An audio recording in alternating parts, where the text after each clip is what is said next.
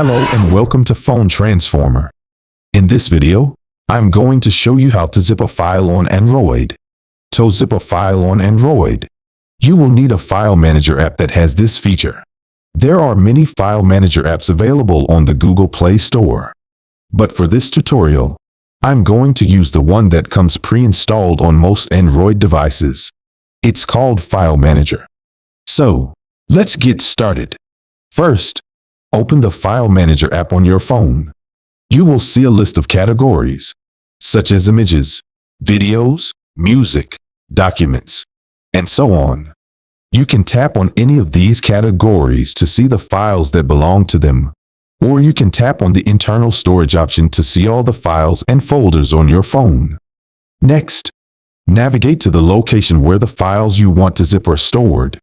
Once you find the files you want to zip, you need to select them.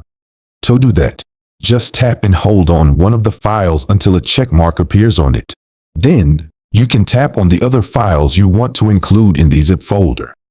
You can select as many files as you want, but keep in mind that the more files you select, the longer it will take to zip them. After you select the files, you will see a toolbar at the bottom of the screen with some options. Tap on the three dots at the right corner of the toolbar to open a menu. From the menu, tap on the Compress option. This will start the zipping process. You will see a pop-up window where you can name your zip folder and choose where to save it. By default, the zip folder will have the same name as the first file you selected, but you can change it to anything you want. When you are done, tap on the Save or OK button to confirm. The app will create a new folder with the compressed files and save it to the location you chose. And that's it.